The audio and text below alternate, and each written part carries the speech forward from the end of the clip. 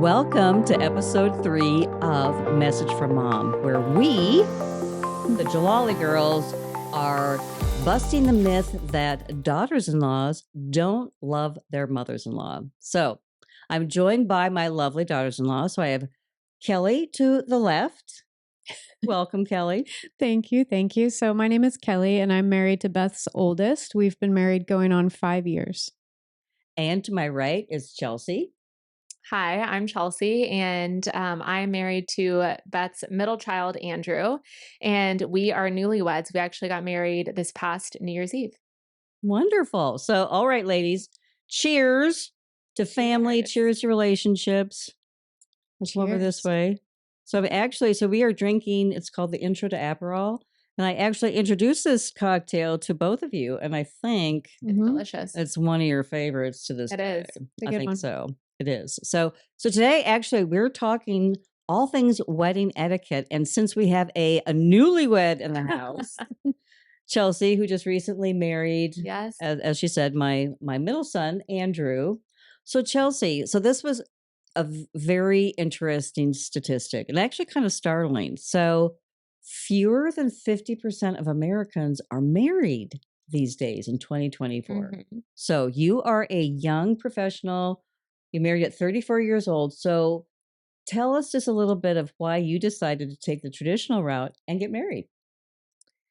Yeah, I mean, I feel like for myself, I grew up and I always knew that I wanted to be married at some point in time. I didn't know when that would, okay. Let me take that back. Full disclosure. Full disclosure, I feel like I was, when you're in high school and you think to yourself, oh, I'm going to be married by 25. I'll have, 2 kids by 28, and this is how my life is going to go. Right. Obviously, that did not happen for me, and got married at 34. I guess I met Andrew when I was 30, I think. I think I had just turned 30, or maybe I was 31. I think 31. I Yeah, think I you was met 31. you met in 2020. So 4 Okay. years ago. Okay. So, early 30s, either way. Yeah. 30. And, I hadn't been married yet, but I never envisioned myself having this huge wedding. Like, I actually always envisioned myself eloping. And, then when I met Andrew and he was like, oh no, we have to have a wedding. The wedding was more. He has a big friend base. So, well, yeah, he's got way more friends than me. And, but when it comes down to like the actual, act of getting married and why I did it, I think I wanted that partnership with someone, and I would like to have kids someday. And, I grew up in a divorced household and I wanted for nothing. I mean, my mom did everything that she could have done for me. I always had everything Your mom I is needed. Wonderful. It's awesome. I love Chelsea's mom. Kidding. Yeah. She really is. She's so solid, and my hat's off to her being a single mom. That is not easy. No, it wasn't easy. And I mean, she worked hard to make sure that I had everything that I did want. But I think, seeing what she went through to raise me as a single mom, I really did and do want that partner to raise my kids with, could I do it by myself? Yes. I think anyone that has the grit and determination can do it by themselves. But I wanted someone to be there for me and help me through it. Yeah. So I think ultimately that's why, and I wanted the partnership. And even if we don't have kids one day, I think it's still fine. We'll still have that great, partnership and connection. That relationship. Yeah. Well, that's good. Yeah. That's really wonderful to hear because really weddings have changed through the years. So I was married in 1983. Kelly, you were married in 2019. Yes. And then Chelsea in 2023. So really, I think wedding etiquette has changed through the years because honestly, when I was married in 1983, even though the wedding was for me, it was like so much for my mom and for my parents. And for their friend base and all of that, where I think these days it's more about like you had a very intimate wedding. It was a destination wedding. Yes. You had 40 people. It was very small. It was very small, but very beautiful.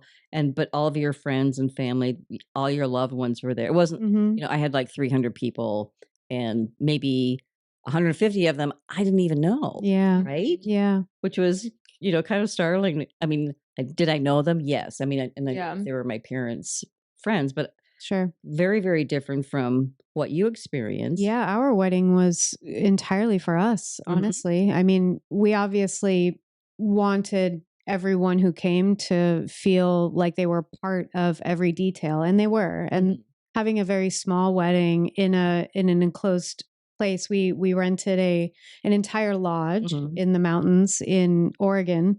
And so the fact that it was just the 40 of us that were all there together for a few days before the wedding and then a week after the wedding, those who wanted to stay could, those who had to leave did.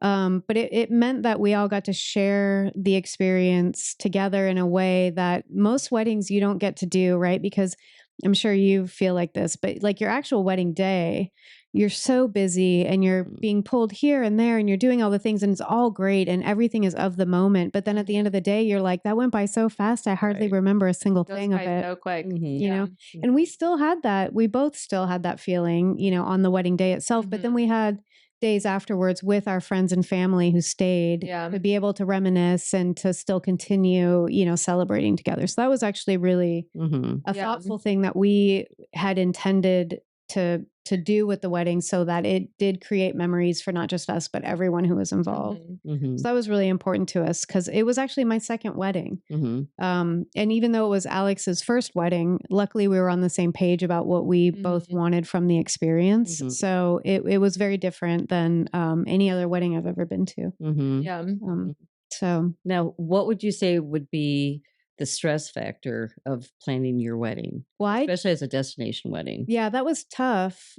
We were in California, so Oregon wasn't super far away. We could drive there in about 5 hours, which we did to check everything out and to make sure that's the place we wanted to be, and that there was an airport nearby so that people who were traveling could get there easily. So that was important.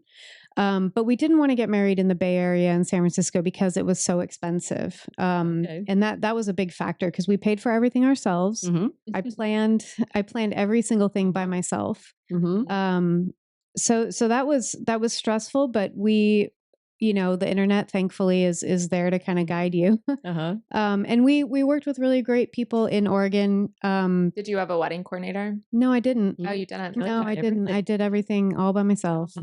But the place that we rented, it was called La Loma Lodge, and it's in the Willamette Valley in Oregon.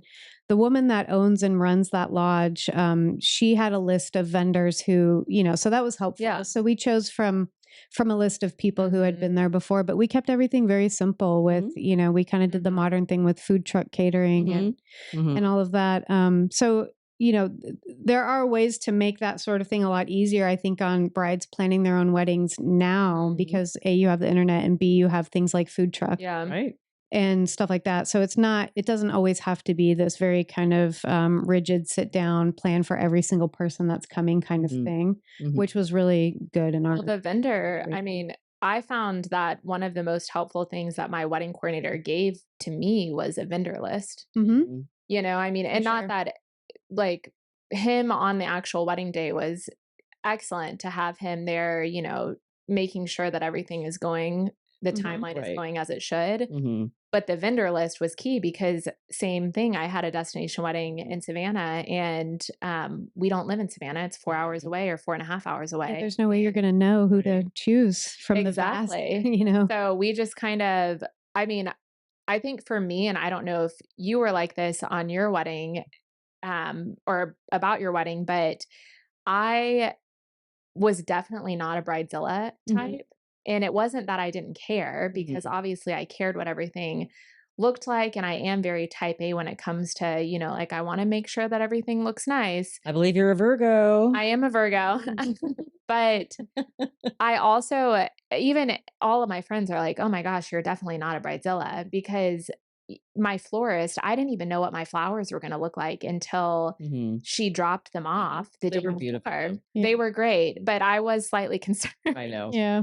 But yeah, I know I've talked to some brides and they can definitely get a little bit more bridezilla about the situation, but we paid for our wedding too, or at least the majority of it. And I think that kind of you know, I don't know how your wedding was and like the traditional aspect of being, you know, asked to invite a lot of people that maybe you didn't know.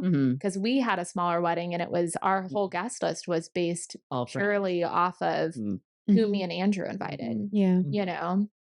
So I don't know. What are your thoughts on that? Well, back in my day, destination weddings really weren't a thing at all. Yeah. They really, really weren't. Yeah. So you got married in your hometown. So even if you're away working, you would go back and get married in your hometown. Right. In your home. I mean, I was raised Catholic, so I was married in a Catholic church. We had a very traditional Wedding. whole hour long Mass. Was it like the noon or the noon wedding? And then we had the noon wedding, so we had a little space in between the mass and then the I attended my reception. first Catholic wedding this summer. Yeah. Yes. So they're a whole experience in and of itself. So I do think wedding etiquette, wedding culture has changed. And I do think it's definitely, I think COVID has also probably played a big factor into changing what the whole wedding culture. Yeah. Because pre-COVID, we were having these big lavish weddings and destination weddings, and a lot of time and effort and bridezillas were created, and we had that all the TV shows that were depicting that. And COVID came along and just really kind of nixed that because no weddings were happening at all. Yeah.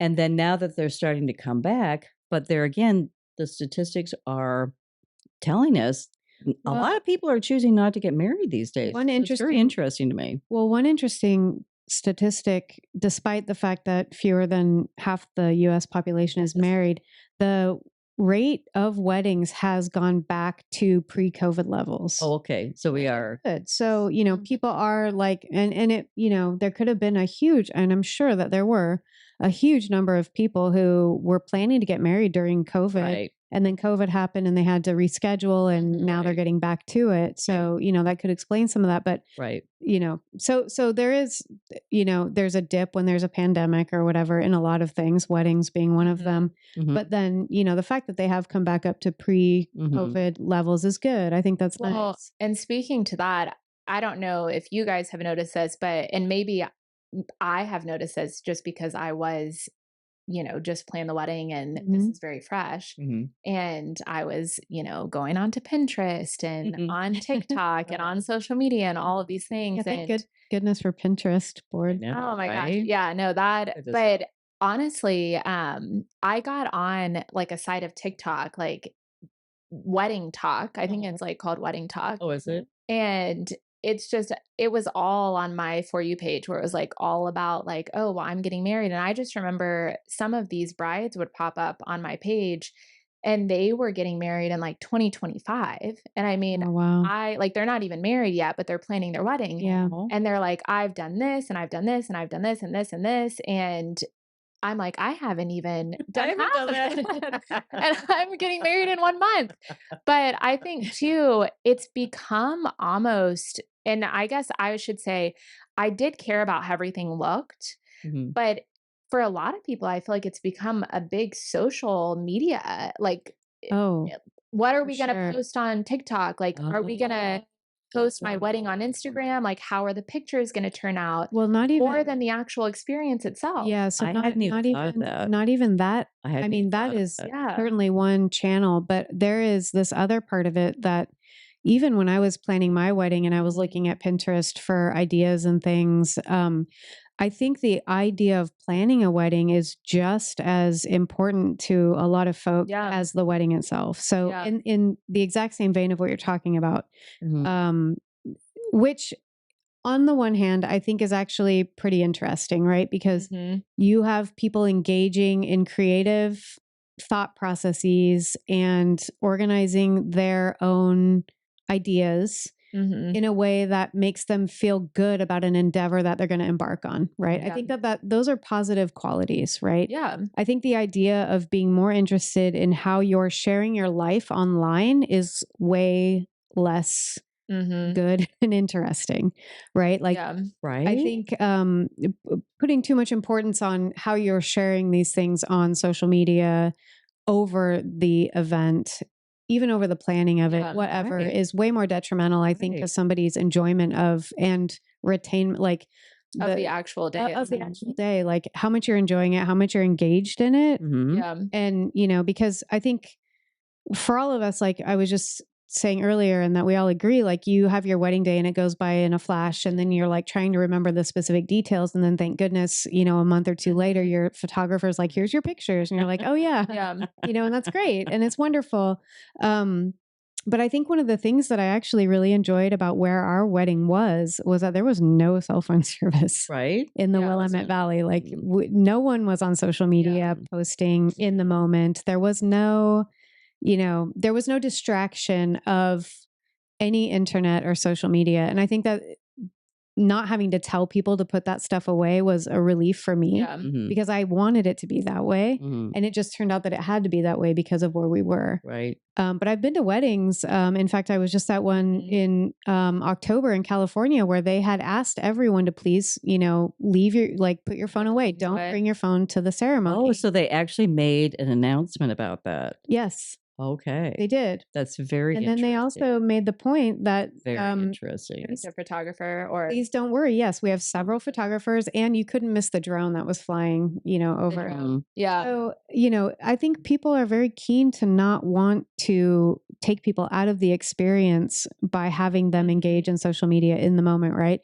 But I do think that there is a whole culture that has sprung up. Pinterest probably had a really big part in making this a viable thing. But before Pinterest, you know, it was like cutting out magazine pictures and putting them literally on a pinboard. Like I used to do that. I But used to make collages. that's planning. That's what I'm saying. That's actual planning, whereas Yeah. the whole phenomenon of people just posting on social media. Right. And they make where a full account about the wedding. Right. And I'm not saying that, not necessarily to say that that's wrong to do, because I think they have every right to do that. And if that's what they want to do, they can. Sure. I just, for me, you know, I just didn't really see the need to do that, I guess. Yeah. Like I'm planning the wedding, but I don't need to post about it, you Right. know? Right. share every little detail. Well, I think culturally, though, I think Because well, what I was saying, like, I think culturally there is this moment of where planning the wedding and really taking a super big part of that as being part of the experience as the bride or as the bride and her bridesmaids or the maid of honor has become such a thing that I don't think ever really did you have that when you were Like the wedding party itself. or just people getting involved. Like if say you don't have a wedding planner, even if you do have a wedding planner or somebody that is handling a lot of the heavy lifting for you, I think there is a super big culture pop-up of wedding planning as being like a really big part of the experience in an industry that was never there before. It was not, it hadn't really come into being when I was married in 1983, but I would definitely say it was there in the early 90s. So we'd already made that shift from mom and like my mom and I planned everything. Right. And then handing it over to the wedding planner to alleviate some of the pressure off of you. But somehow it seems like it maybe even added more pressure to you. Right. Because then the wedding takes on a whole different. It's not necessarily just a homegrown event. I felt like, I mean, I loved my wedding coordinator and he was awesome. I do find that I am very type A, like we said, I'm a Virgo in some situations. And there were times where I was like, okay, I know. What's happening? Right. Right. But I mean, they do, I guess, you know, to an extent, take off some, you know, alleviate some pressures to the situation. Well, that's what they're supposed to do. But I just remember, and we watched that before you and Andrew got married when we were all at Tybee. And Andrew was kind of being, he was kind of being George Banks. That's why I said, let's watch Father of the Bride because he's coming along.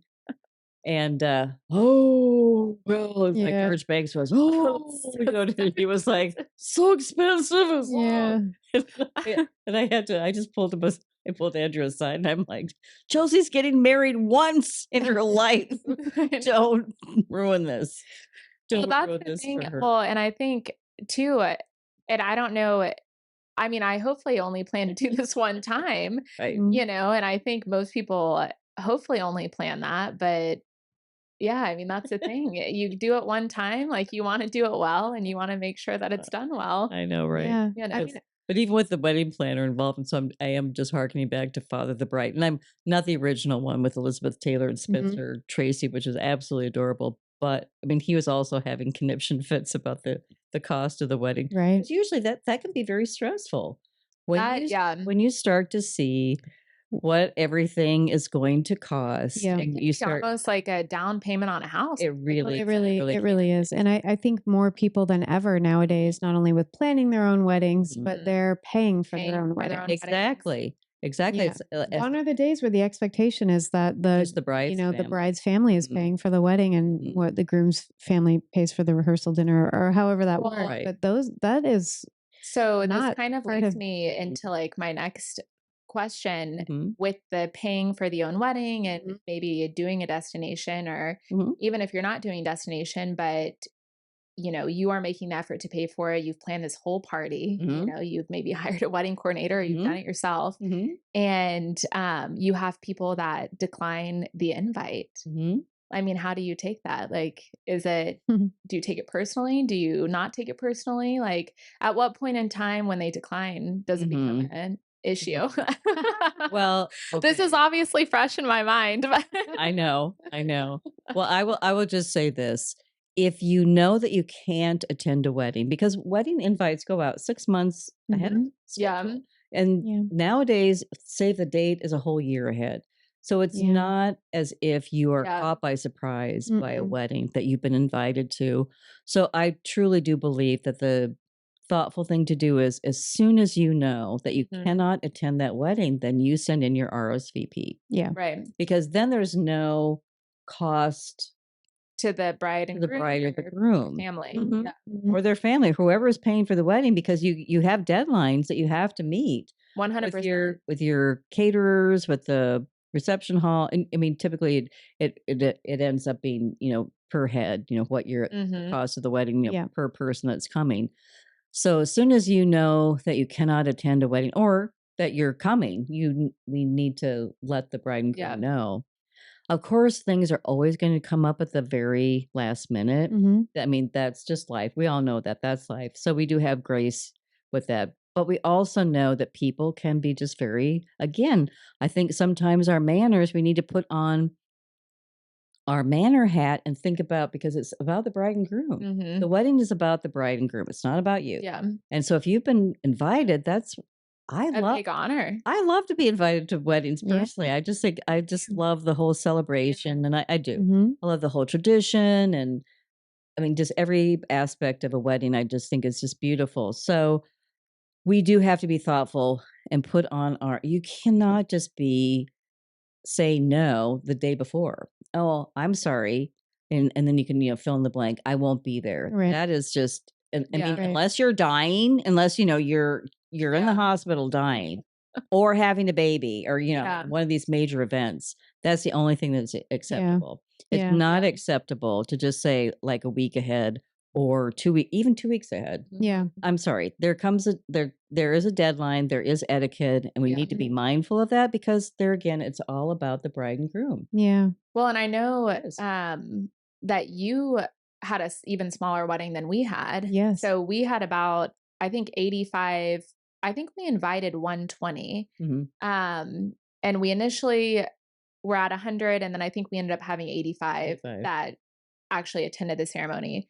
But you even had a smaller ceremony than that. And like, I mean, towards the end, you know, if I was getting, you know, RSVP no, or like decline invites to the wedding, it was a little unnerving, because it's like, oh, wow, we've invited all these people here. It's a destination wedding. Everything is set up, and now I'm like, is no one going to show up? That's, I mean, honestly, getting married, that was my ultimate fear, was that it kind of brought me back to high school a little bit. Like in high school, of like, am I throwing this big party and like no one's going to come? Party? Right. Yeah. Like it kind of brings you back into your like high school years, if you're like, does no one like me? Right. Yeah. Right. Yeah. Yes, because it sounds ridiculous, but you know. Right. No, I mean, I think, so we had 40 people we invited. 43. And so the 3 that didn't show up were friends of mine. And I can't remember. I will give them the benefit of the doubt and say that they declined in a reasonable timeline.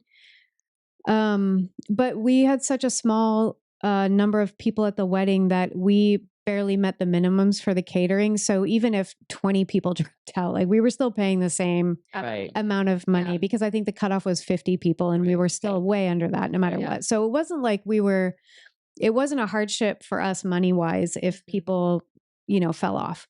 Right. But it was hurtful personally because I feel like when you have such a small wedding, you're handpicking people and not picking other people who that in any other situation you would probably like cousins and things like I didn't invite cousins, you know what I mean? So like people were left out and they were hurt and I did have to address that.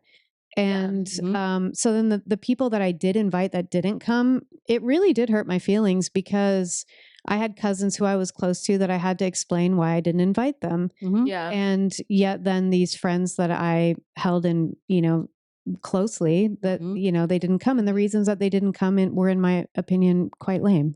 So they were not good enough reasons to not come. Like I said, even if you're not in the hospital dying, there's honestly no reason not to show up at a wedding. Even if the reply is in a timely fashion, like, I'm sorry, but there are just certain reasons to not attend a wedding that I don't abide. And so personally, their reasons were reasons that I don't think were good. Were good reasons. But that's also the gamble that you take when you do a destination wedding, right? So I guess kind of leading into what you were just saying, at that point in time, where do your friendships with these people go? Like do your friendships continue on?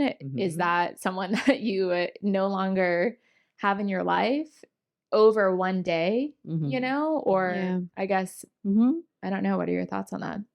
Well, for me personally, there was definitely a bit of a ripple in our friendships. It might have happened anyway because I was moving. So, I was going to be leaving the Bay Area and moving to Athens. And so our relationship probably would have started to kind of, not peter out, but just become less frequent in terms of communication. So that might have been a natural progression anyway, but the whole wedding thing, it really did sort of move that along in a quicker way. And I don't necessarily want to feel, I don't necessarily want to be petty over it at all because I very much value and hold those people still as folks that I really had, nice relationships with and stuff. So it's not, the relationship isn't dead necessarily, but I do think it can put a strain on a friendship. Which just goes back to being thoughtful, being absolutely, prizing your friendships, putting another person ahead of you or what you prefer to do or not do. And we've all been there with destination weddings or just weddings in general. Or maybe you don't want to go, but and there is an amount of monetary expense that you are going to incur. And so, but when you take a look at it, that there again, it's a celebration of a new beginning, a man and a woman that's decided to join and become one. It's their biggest day, their probably biggest day. I mean, until they have a child, maybe if they do, that is their biggest day really between the two of them. I think when it comes to weddings, and I don't know if a lot of people do this, but for me personally, and when it comes to attending weddings, I'm honored if I'm invited to a wedding because I know that I was hand selected out of a ton of people to be able to attend. Right. But B, I put myself in their shoes and I'm like, wow, would I be disappointed if this person didn't come? Right. You know what I mean? And more than likely, the answer is yes. Whereas I think a lot of people that maybe do either decline for whatever reason it is or back out last minute, I really do in their head think that they just go, oh, they won't notice if I'm not there. Right. That's the first thing that the bride and groom notice. Right. Yeah. We had, so I will say we did have one no-show Oh, and really? no text. Oh, really? And And I think that was exactly what this person thought, is I think they thought They won't notice. they won't notice. Yeah. That was the first thing I noticed at cocktail hour. I Mhm. looked around, I go, who's here? You know? That's right. So, and That's right. I think a lot of people just don't realize that. They don't. And I really liked what you brought up, Chelsea, that it's an honor to be invited to a Yes. wedding, and I'll never, ever, ever forget. So, as I said, it was really kind of my mom's wedding. I mean, I really deferred to her like just so many ways. I mean, of course, invited the people that I wanted and loved, but it was a lot to do with my mom and dad, and but I was taken aback. So I had worked in a law firm one summer, and it was such a fun job. I was a receptionist and just really fun. And I got to know everybody and the attorneys, and they really kind of took me under their wing because I was like, 20 something. And there was one of the attorneys, because I did invite many of the people from the law firm that I become very, very friendly with. But I didn't invite everybody because in my head I was thinking, oh, I didn't really know them well enough to invite them. And I'll never forget. So he was probably in his 50s, 60s, and he was a tax attorney, and just really such a sweet person, such a sweet man, but not married. Anyway, just to make this a little bit shorter of a story, I didn't invite him thinking, oh gosh, I didn't really know him well enough to invite him. And he came back to me. He actually bought a lovely wedding gift for me, but he actually followed up with this. He's like, Beth, I was so hurt that you didn't invite me. My And goodness. I was just like, nothing is ever, I mean, it's still, 40 years later, it just pierces me because it actually, for the first time, I was like, okay, I need to be thoughtful about who would like to be included. And I just hearken it back to, it really is an honor to be invited to a wedding. So we really should have that attitude. And that, yes, you do only have a finite number of people that you can invite. Right. So if you're choosing, you're choosing. You're choosing wisely. And I think people but don't take that into consideration. Yeah. And they don't. And so, so that was a big lesson for me. Yeah. And but he was very kind and thoughtful too, because he still wanted to celebrate my wedding, even though he hadn't been invited. And he was also thoughtful enough to bring it to my attention. Well, and to give a gift. I know, right? Actually, that brings me. And I was like, and I really did. I just wanted to cry, and I was just like, what? Gosh, I might have, I really, really did, because yes, it's a celebration, and people truly do love to be included. Yeah, they do. Yeah. Well, so the ones that don't want to come or don't want to, don't want to show up, then I do think, and maybe that's your next question, I do think then you have to reevaluate that friendship. Well, I mean, it can be. Really I mean, it can be a kind of a shocking revelation to realize, like, oh my gosh, like, out of the 30, people that I chose to be here, you're choosing not to, and I don't know. I did really though, kind of as a salve had the fact that our wedding was destination, right? So I really, and it's not as though these particular folks had to spend a lot of money to get there, and we actually were paying for the lodging. You did. So everything was picked up. It was just your guests actually, they only had to pay for airfare and a rental car. So we won't get into the details. No, we won't. However, well, it's it can be. I think it can be a trying moment in a friendship. It can, and I think. I mean, I think it's just a matter of it, if you eventually want to address it, then you can. If not, then that's fine too. And I think, and personally, I think if they don't address it as well, then that tells you something about what to think about the friendship as well. That's a good point. But so actually my next question wasn't about the friendship, but it was in regards to, so you had mentioned that he gave you a gift and he didn't come to the wedding. No. So I had people that were actually not invited to the wedding from Pure Bar, where I teach, and that gave me a gift as well. And I thought that was so sweet. That is very sweet. And my question though is, what is your thoughts on gifting in a wedding? Like when you go to a wedding, what do you gift? What do you think is the appropriate thing to gift? And then also, does that vary if it's destination or if it's a wedding that is not destination, where you're not spending air travel and Right. hotel fees. All the And, extras. yeah. Right. All the extras. Well, I think the rule of thumb is whatever the bride and groom are paying for your place at the wedding. So say it ends up like it's $250, for your place setting at the wedding, Right. or 150 or whatever it is. That's Right. generally the rule of thumb. But nowadays, I mean, and even in my day, I mean, we had a wedding registry, and so you went and you registered all the things that you wanted. So it's very easy for people to just go and buy. And back then, it was like more what was in their budget, rather than what the bride and groom are spending on you. Yeah. So I think that's just a really good rule of thumb. And I think a lot of times nowadays, people really just they have a honeymoon fund. And so that's one of the things. Yeah. So I think you also then have to be thoughtful, because it's not like, I mean, in my day, the china, the crystal, I mean, we were going for all of those old school items. Oh, we have our everyday plates, and we have our formal plate. We had all of these things, to start building your castle. Yeah. Filling your castle up with all of these things that nobody wants. Well, you want my china? Probably not. Actually, but the thing about like, that, actually, I do. Actually, I do. I've had my eye on that for a while now.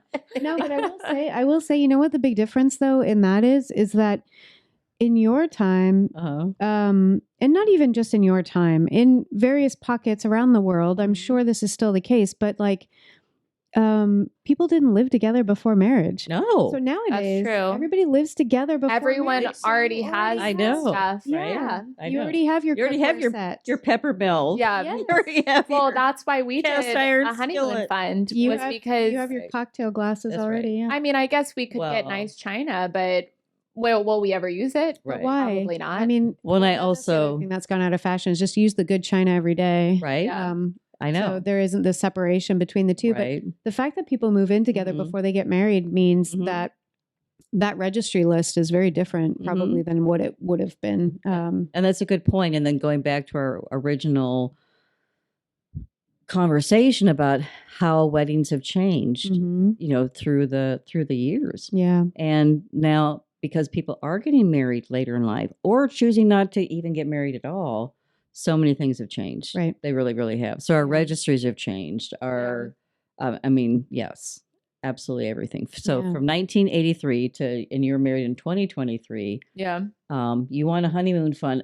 That wasn't even an option. I mean, I'm kind of looking back. I'm like, people would have probably looked at China you crazy. or honeymoon, right? I mean, that would have. Well, been, they would have probably like just said, "What is a honeymoon?" I know fund? they would have. Yeah. They would have been like, "No, I'm sorry, we're getting the crystal." But the thing that I like about the honeymoon fund too is that even if you don't go on a honeymoon, you can use that money to recoup the expense of the wedding. Expense of the wedding, right? So yeah, exactly. It makes it a lot easier for it to be the most practical gift of all time. Yeah. So. No, totally. And I mean, so we did use our honeymoon fund for the actual honeymoon. You did. I know. Which I personally was very happy about, because I feel like I've talked to a lot of my friends that got married, and then when I feel like we've talked about this, you never go on a honeymoon. We're 5 years in, actually. That's right. If you postpone your wedding, haven't been on right. There's a good chance that you might not take that honeymoon. Well, we got our house renovated first. Like we had priorities, right? Like we could have gone on a honeymoon and I'm sure it would have been amazing. But we really had a priority of getting our house in order before we did that. So that was just a choice that we made. And I'm glad we did, because it was worth it. But I feel like a lot of people are making that choice now, where they will wait, or and then things they want to do a big trip. I mean, if it's a question of having a wedding and then either A, going on a honeymoon, or B, buying a house together, wouldn't you rather buy a house? Right. And that's exactly actually what I told Andrew, is because since we did pay for the majority of our wedding, honestly, had we not bought a house a year prior to having the wedding, there's no way that I would have even thought to pay what we did. You know what I mean? When we had the wedding. Not that I didn't want the wedding, but I just, in knowing that we had already taken that down payment and had already purchased the house and done the big expense, it eased my mind a little bit more going into the wedding, saying, okay, you know, could we buy something else with this? Sure. But I feel better about spending this money for this wedding because of this, because we already bought the house. Yeah. And I think, to your point, a lot of people do get married first and then buy the house. Right. And I think that's what we used to do. But there again, I'll make this point. What was prevalent in my generation, so we got married, got the dog, got the house. And now I think it goes the opposite. I think you get the dog, you buy the house, then you get married. I think that's very common for those that want to get married. And so there again, then you already, and we're choosing to get married later in life.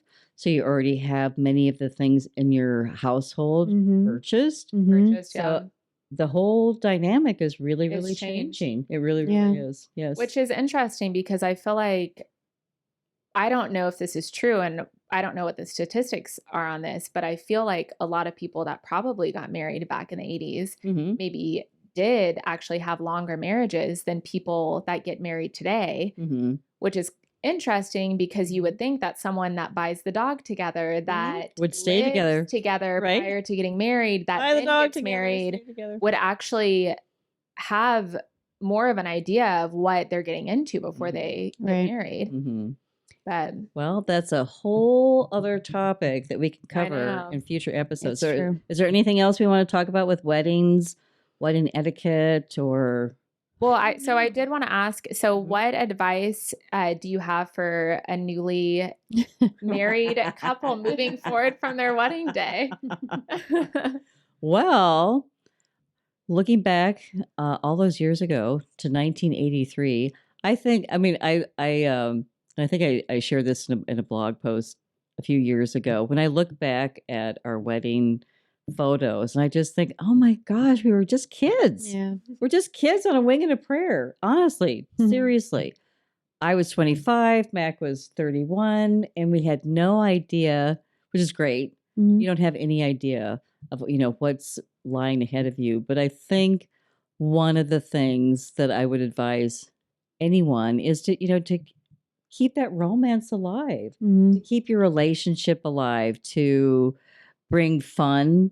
You're going to have good days and you're going to have bad days. I mean, we all know this with life. That's just that's the cycle of life. So you have to be able to keep your married life just alive. Because it's a living organism. It truly is. A relationship is a living organism, and so you have to keep it fresh. You have to keep it fun. Of course, you're gonna traverse those trials together, but that actually just brings you closer together. Right. When you go through a very serious trial and you go from A to B, and you're not sure if you're gonna make it to B, that just brings you even closer together. But I think it's just. Honestly, if I have any advice, it's just to keep it fun, keep it light, and keep the other person always kind of in front of you. I mean, that sounds very old-fashioned. Then I'm not in any way saying that you ever forget who you are as a person. But when you actually can put the other person's needs and wants above yours, it's actually very rewarding. It really, really is. Yeah. And then because you will also find that then they will be doing that to you too. Yeah, they respond in kind. They really, really do. So yeah, it's a living organism. It truly is. And it's just like every decade of life has its own surprises, that come along with it. So you have to be flexible and go along for the ride. Yeah. You really, really do. I love that. Yeah. Yeah. Flexibility. All right, ladies. Okay. Well, stay tuned for next week because we drop podcasts every week and we are busting the myth that mothers-in-laws are not necessarily monsters-in-laws, right? Okay. So, of course, we want you to hit the subscribe button on this podcast wherever you listen to podcasts, and we'll see you again next week.